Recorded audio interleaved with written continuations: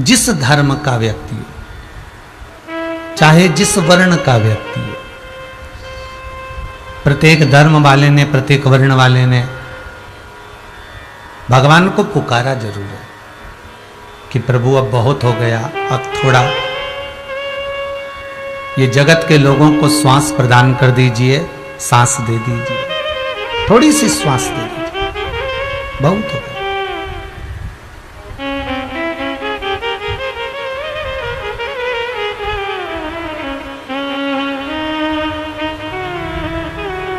दुनिया के लोगों ने पुकारा जरूर है भगवान, और जब जग कल्याण के लिए, जगत हित के लिए, संपूर्ण विश्व कल्याण के लिए हमारे जब हाथ उठते हैं, संपूर्ण विश्व कल्याण के लिए जब हमारे दोनों हाथ परमात्मा के चरणों की ओर जाते हैं, तो समझ लो कि आप सत्कर्म कर रहे हो।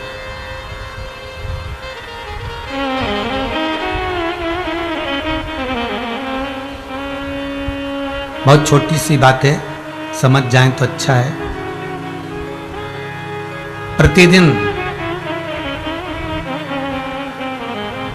जब तक ये वायरस समाप्त नहीं होता, कोरोना महामारी समाप्त नहीं होती, प्रतिदिन आपके घर में जो मंदिर है, देवालय है, पूजन स्थल है, ठाकुर जी बैठ रहे हो, चाहे राम जी बैठ रहे हो, चाहे देवी जी बैठ रही हो, चाहे शंकर जी बैठ रहे हो, जो भी आपके यहाँ विराजमान है, उनके चरणों में जाकर 2 मिनट के लिए ओम अक्षर का नाद करना, या श्री शिवाय नमस्तुभ्यम बोल लेना, या भगवान शंकर से विनती करना, सर्व जगत हित के लिए, संपूर्ण विश्व कल्याण के लिए।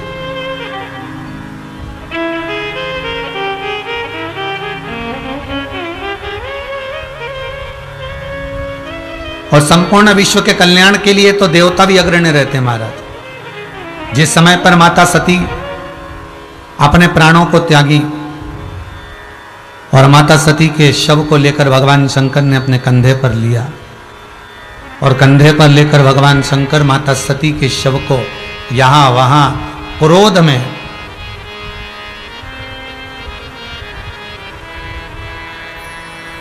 घूमने लगे,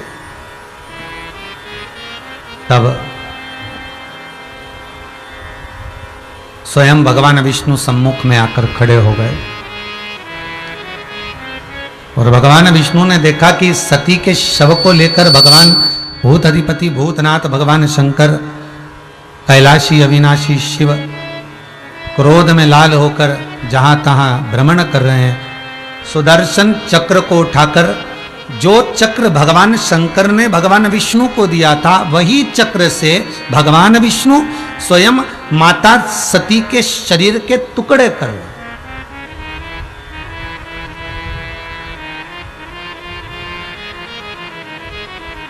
और माता सती के शरीर के टुकड़े करे, और वह टुकड़े जहां जहां पर गिरे वो शक्तिपीठ बन गए। तो भगवान ब्रह्मदेव ने, भगवान ब्रह्मा ने भगवान विष्णु से जाकर, भगवान नारायण से जाकर एक प्रश्न किया। भगवान विष्णु से पूछा, प्रभु ये बताओ कि आपने ये गलत काम नहीं किया क्या कि माता सती के टुकड़े कर दिया आपने? आपने मां जगतजननी जगदम्बा माता सती के शरीर के टुकड़े करे हैं, दाक्षायणी के शरीर के टुकड़े करे हैं, ये अच्छी बात नहीं है, ये श्रेष्ठता नहीं है आपकी। भगवान विष्णु कहते हैं, अगर जग कल्याण के लिए, जगत हित के लिए, जग कल्याण के लिए मैंने यह सब किया, और जग कल्याण के लिए अगर थोड़ा सा दुख सहन करना भी पड़ जाए तो सहन करूं।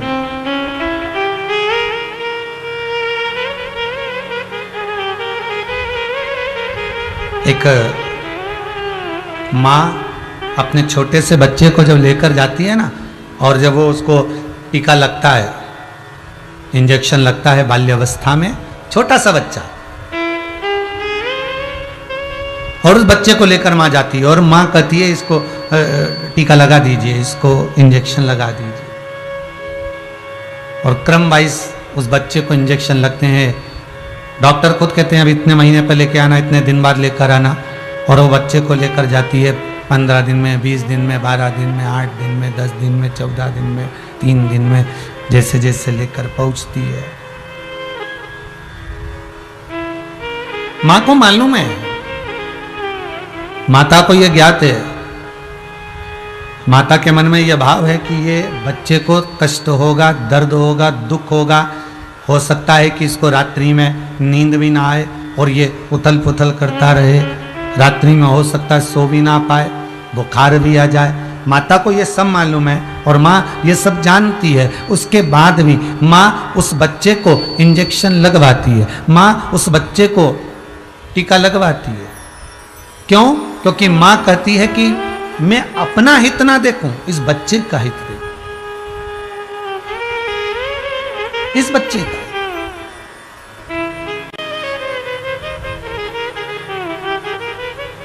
थोड़ा लगेगा जरूर। आज अगर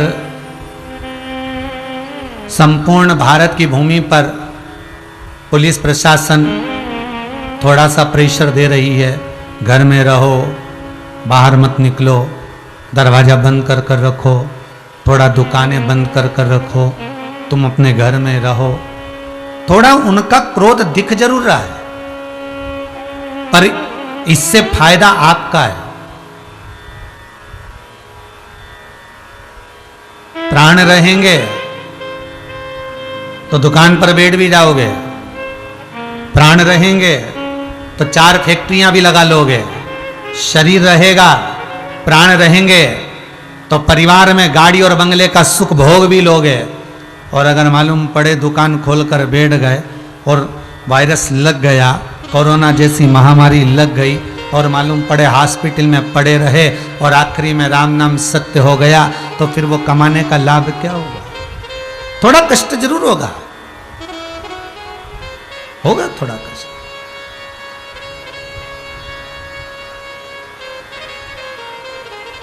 पर जग कल्याण के लिए, जगत हित के लिए अगर थोड़ा दुख भी सहन करना पड़ जाए तो चले।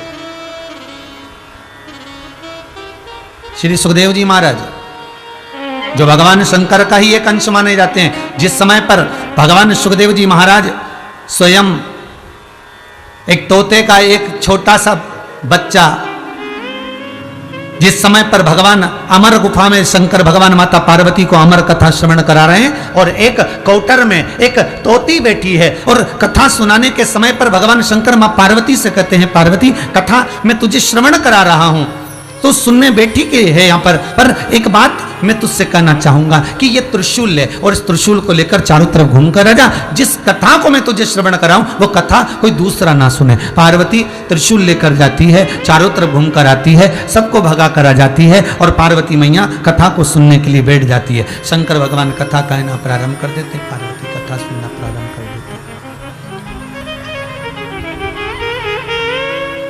और पार्वती मैया जब कथा सुनना प्रारंभ करती हैं, भगवान शंकर 3 बार ताली का नाद करते हैं।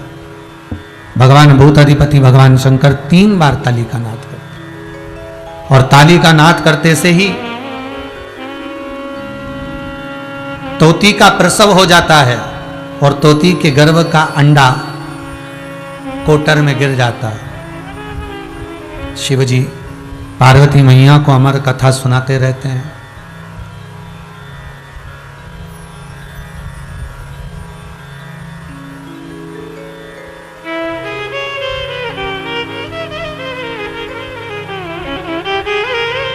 और ये वही अमर कथा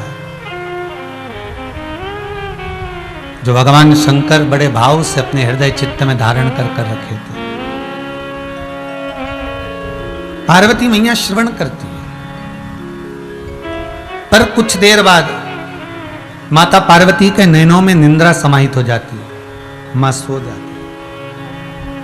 कल एक कथा में विराम पर एक छोटा सा भजन की लाइन गाई थी कि पाप करंता हसे ये मनवा, जाप करंता रोवे, पाप करंता हसे ये मनवा, जाप करंता रोवे, काम क्रोध में निस दिन जागे, कथा कीर्तन सो,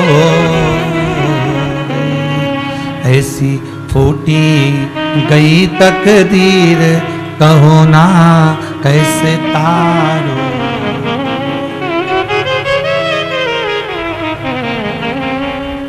रात को 12-1 बजे तक अगर टीवी देखना है, फिल्म देखना है तो नींद नहीं आएगी।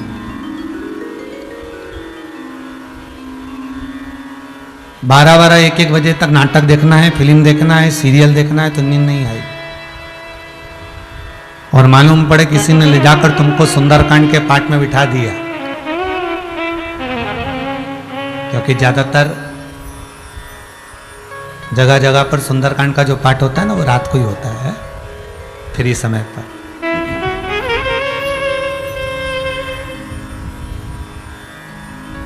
और रात्रि को किसी ने आपको सुंदरकांड के पाठ में ले जाकर बिठा दिया, रात को किसी ने भजन में ले जाकर बिठा दिया। अरे वो भी जाने दो, हम तो कहेंगे वो एक व्रत आता है ना हरतालिका तीज का, जो रात्रि में होता है। महाराज वैसे तुम रात्रि को 2-2 बजे तक जागते रहोगे, नींद नहीं आएगी, पर जिस दिन तुम्हारा हरतालिका तीज का व्रत है, ऐसा होता है, यूं तुम रात दोपहर के 1-1 बजे तक भूखे रह जाओगे चल जाएगा, पर जिस दिन तुम्हारा एकादशी का व्रत है, जिस दिन तुम्हारा सोमवार का व्रत है, जिस दिन तुम्हारा मंगलवार का व्रत है, जिस दिन तुम्हारा चतुर्थी का व्रत है, जिस दिन तुम्हारा पंचमी छठ का तीज का व्रत है, उस दिन तुम्हें सुबह से बस उठते से चाय पीते से भूख लगना प्रारंभ हो जाएगी। ये है।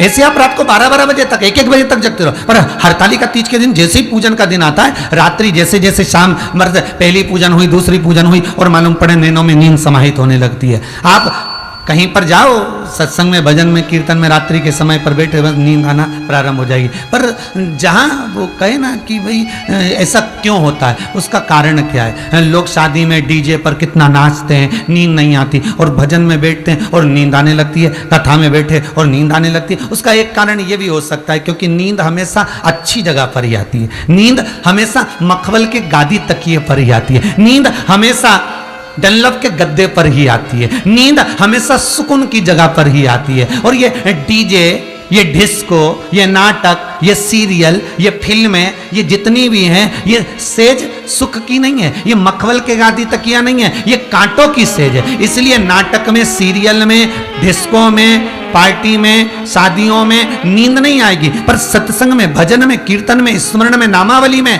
नींद आएगी, क्योंकि वो मखमल की सेज हो जाती है, वो भगवान की गोद हो जाती है। और भगवान की गोद में जब मनुष्य बैठता है तो उसको आनंद की अनुभूति हो जाती है।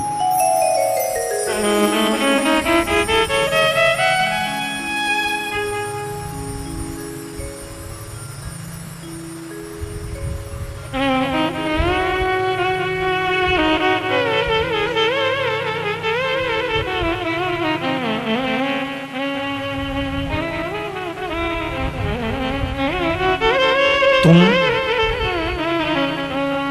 भगवान की पूजा और आरती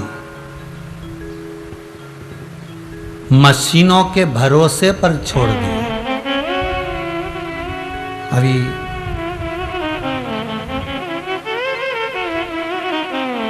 इससे पहले प्रतापगढ़ कथा थी, और प्रतापगढ़ के पहले दुर्गापुर कथा थी। कैलाश जी अग्रवाल कथा को अग्रवाल परिवार कराया था, यूट्यूब पर भी वो कथा आई थी, लक्ष्मी नारायण मंदिर में हो रही थी। उसी मंदिर में हम भी ठहरे हुए थे। हमने देखा, केवल उसी मंदिर में नहीं, कई मंदिरों में देखा, आरती के समय पर लोग हाथ में घंटी और घड़ियाल लेना बंद कर दिए। एक मशीन आ गई, उज्जैन में मिलती है, हरिद्वार में भी मिलती है, और वो मशीन का खटका दबा दो और नगाड़ा बजना चालू हो जाता है, घंटे की नाद होना चालू हो जाती है, घंटी बजना चालू हो जाती है। विचार करिए जरा, हमने आरती और पूजन को मशीनों के बल पर छोड़ दिया, इसलिए उस परमपिता परमात्मा ने भी तुमको वेंटिलेटर के बल पर छोड़ दिया।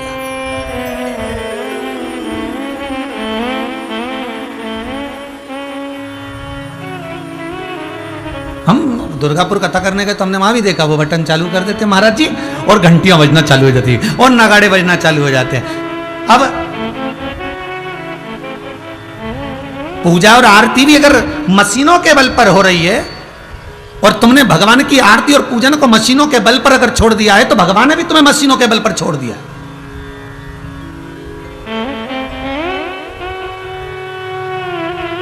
और भगवान भी कह रहा है छोड़ दे इसको वेंटिलेटर में, मशीनों के। इसने मेरी पूजन को, मेरी आरती को, मेरे भजन को, मेरे कीर्तन को, मेरे नाम स्मरण को, मेरी भक्ति को केवल मशीन का एक ठिकाना बना रखा है।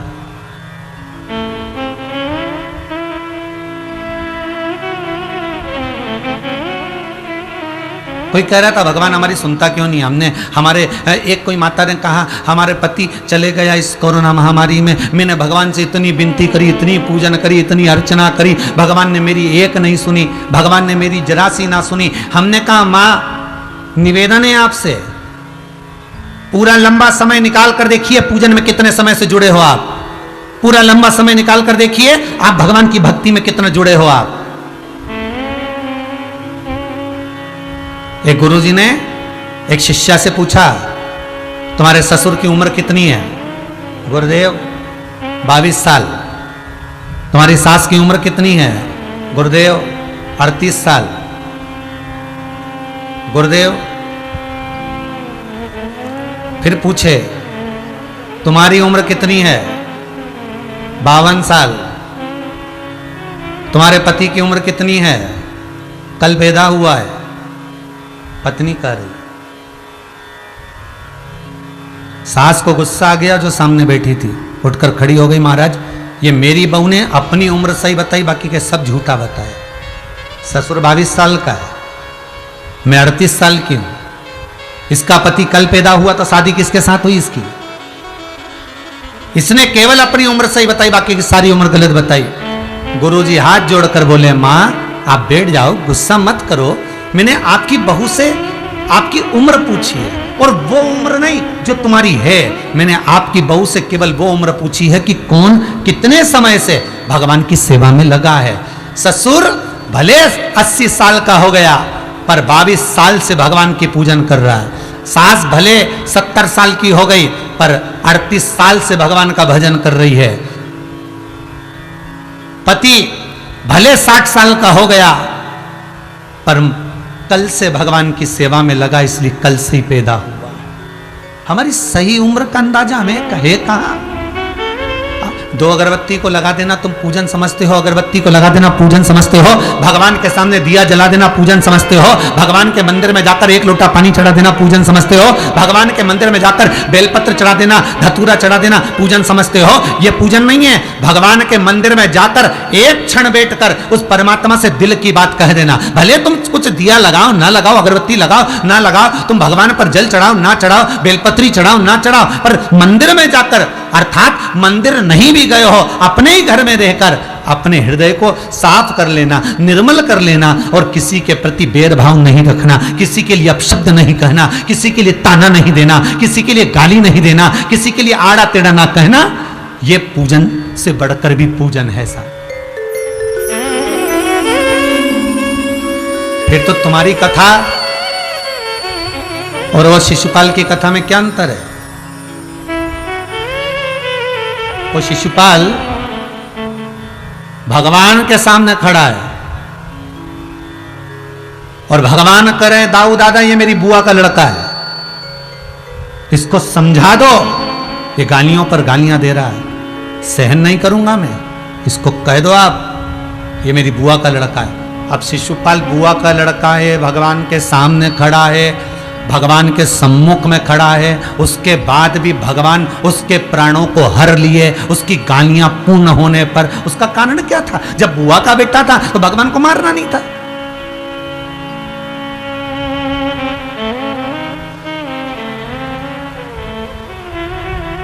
जब भगवान कृष्ण के सामने खड़ा था तो भगवान को मारना नहीं था, क्योंकि भगवान सम्मुख में, फिर क्यों मारा?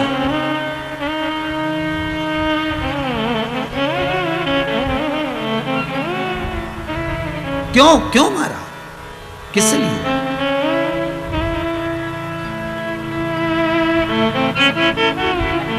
भगवान करें दिखावे की पूजन ना हो।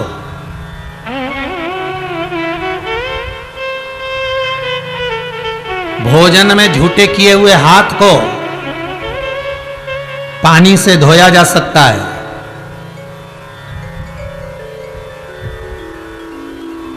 भोजन करते समय सब्जी में भिड़े हुए कपड़े को साबुन से धोया जा सकता है, पर कमाई करते समय झूठे किए हुए हाथ को 1 रुपये को 2 रुपये बनाते समय, कमाई करते समय झूठे किए हुए हाथ को ना तो पानी से धोया जा सकता है ना साबुन से धोया जा सकता है। ये झूठे किए हुए हाथ केवल सत्संग से ही धुल सकते हैं, केवल भगवान की भक्ति।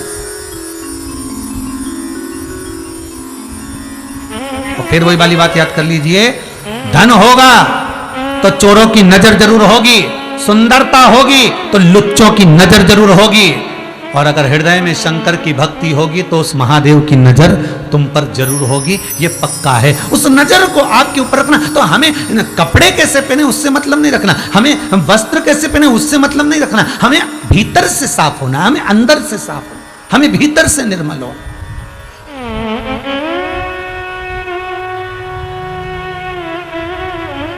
हमारा मन पवित्र नहीं है।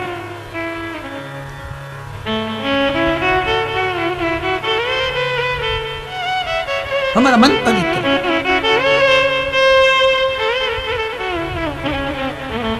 हमें भगवान की याद कब आती है? सोमवार आता है तब शंकर जी की याद आ जाती है, मंगलवार आता है तो हनुमान जी की याद आ जाती है। पूरे व्हाट्सएप पे देख लेना तुम भले हो, मंगलवार आएगा तो हनुमान जी का फोटो आ जाएगा, सोमवार आएगा तो शंकर जी का फोटो आ जाएगा, शनिवार आएगा तो शनि महाराज का फोटो आ जाएगा, शुक्रवार आएगा तो देवी जी का फोटो आ जाएगा, रविवार आएगा तो सूर्य नारायण भगवान का फोटो आ जाएगा। हम देवता को भी उसी दिन याद कर रहे हैं जिस दिन उसका वार है, इसके सिवाय हम उस देवता को याद नहीं कर रहे हैं।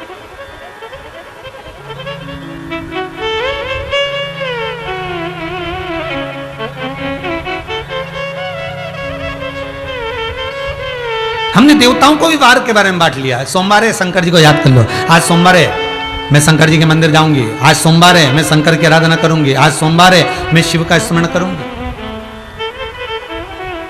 करो। अगर भक्ति प्रबल है, भाव निर्मल है, तो भगवान का दर्शन भी सम्मुख में। कल समीर जी के मोबाइल पर बहुत सारे लोगों ने अपने अपने फोटो डाले। उसमें कुछ फोटो लोगों ने डाले कि गुरुदेव से कहना 60% कोरोना था, पूरा शरीर बेकार हो चुका था, केवल मोबाइल पर शिव महापुराण की कथा को सुन सुनकर श्री शिवाय नमस्तुभ्यम का जाप कर कर ठीक होकर घर आ गया हूँ। गुरु जी को कहना, फोटो तक भेजा उस व्यक्ति ने। अगर आस्था चैनल वालों के पास में है वो फोटो तो दिखाइएगा। उन लोगों ने अपने फोटो भेजे हैं कि हम भगवान शंकर की मात्र कथा का रसस्वादन कर कर, शंकर का अनुमोदन कर कर, शिव महापुराण का स्मरण कर कर हम वापिस लौट कर आ गए। शंकर की रुचि अर्थात शिव महापुराण की कथा फिर कहती है कि दिखावे से शंकर को मत रिझाओ। भगवान को दिखावा प्रिय नहीं है। आप किस कलर के कपड़े पहने हो, कौन से कपड़े पहने हो, भगवान को उससे मतलब नहीं है। कपड़ा बदलने से परमात्मा नहीं मिलता, कलेजा बदलने से भगवान मिल जाता है। आप कपड़े कब तक बदलोगे साहब?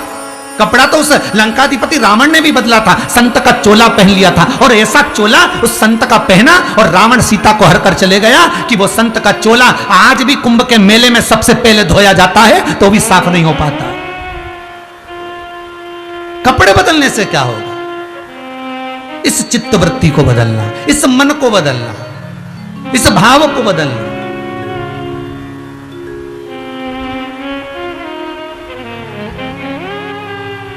आप उसको रिझाओ, मिलेगा।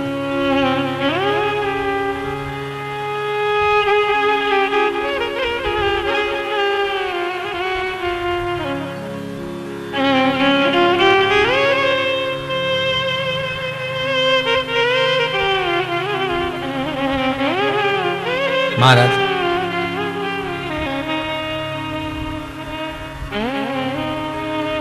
हे मंत्र महा मंगलकारी ओम नमः शिवाय, ओम नमः शिवाय। हे मंत्र महामंगलकारी, ओम नमः शिवाय, ओम नमः शिवाय। हे मंत्र महामंगलकारी, ओम नमः शिवाय, ओम नमः शिवाय। हे मंत्र महामंगलकारी, ओम नमः शिवाय, ओम नमः शिवाय। ओम नमः शिवाय, ओम नमः शिवाय। ओम नमः शिवाय, ओम नमः शिवाय। ओम नमः शिवाय, ओम नमः शिवाय। ओम नमः शिवाय, ओम नमः शिवाय। ओम नमः शिवाय, ओम नमः शिवाय। ओम नमः शिवाय, ओम नमः शिवाय। हे मंत्र मंगलकारी, ओम नमः शिवाय, ओम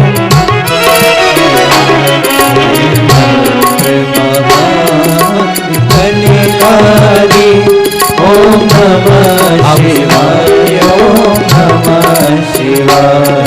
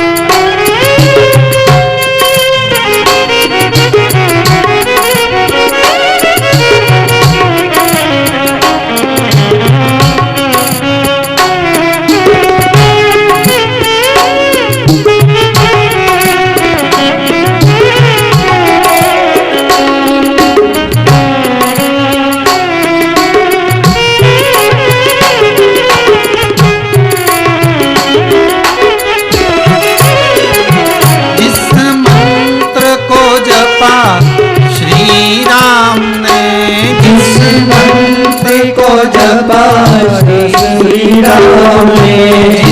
मंत्र को जपा श्री राम ने, जिस मंत्र को जपा श्री राम ने, वह मंत्र है ओम नमः शिवाय।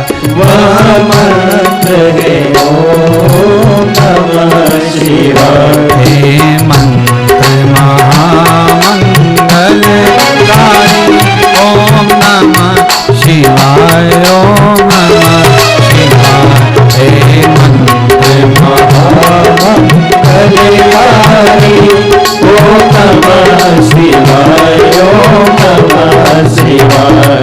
ओम नमः शिवाय, ओम नमः शिवाय। ओम नमः शिवाय, ओम नमः शिवाय। ओम नमः शिवाय, ओम नमः शिवाय। ओम नमः शिवाय, ओम नमः शिवाय। ओम नमः शिवाय, ओम नमः शिवाय। ओम नमः शिवाय, ओम नमः शिवाय। हे मंत्र महामंगलकारी, ओम नमः शिवाय, ओम नमः शिवाय। हे मंत्र महामंगलकारी, ओम नमः शिवाय, ओम नमः शिवाय।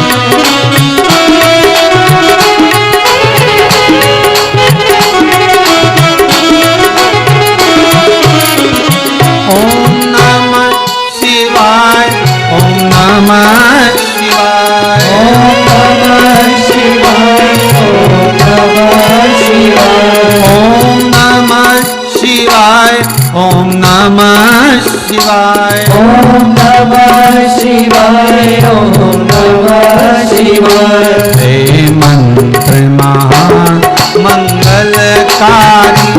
ओम नमः शिवाय, ओम नमः शिवाय। मंगलकारी ओम नमः शिवाय, ओम नमः शिवाय। ओम नमः शिवाय, ओम नमः शिवाय। ओम नमः शिवाय, ओम नमः शिवाय। ओम नमः शिवाय, ओम नमः शिवाय। ओम नमः शिवाय, ओम नमः शिवाय। भगवान का ये मूल मंत्र जपने वाला, जपाने वाला, नित्य भगवान का स्मरण चित्त धारण करने वाला कभी भटक नहीं सकता।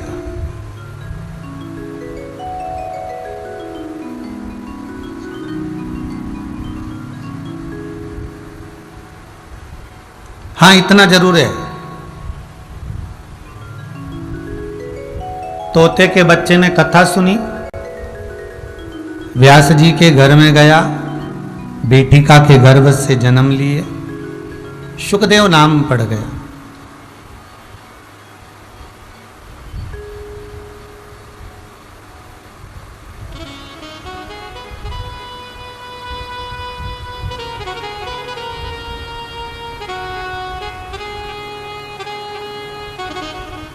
तोता,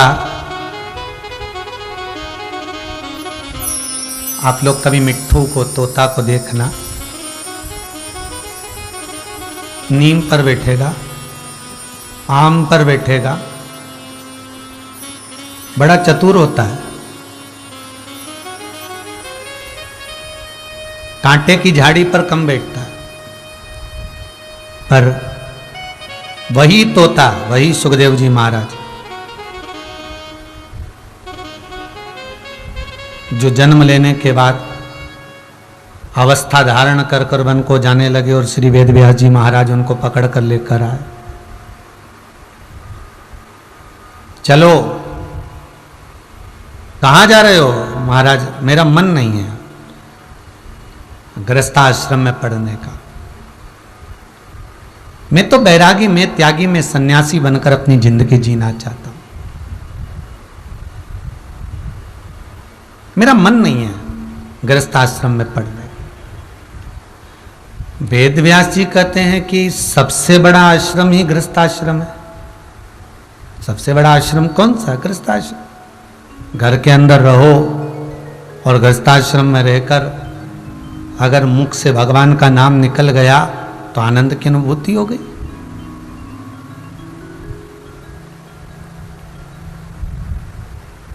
कहां भटकना व्यर्थ का? घर में रहो, परिवार में रहो और गृहस्थाश्रम में रहकर भगवत भजन करो।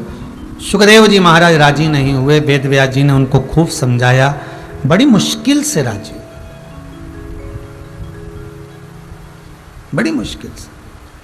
और राजी हो भी गए तो मन में आया कि मैं घर में रहूं, गृहस्थाश्रम में जीऊं, अनुमोदन किसका करूं? देखिएगा,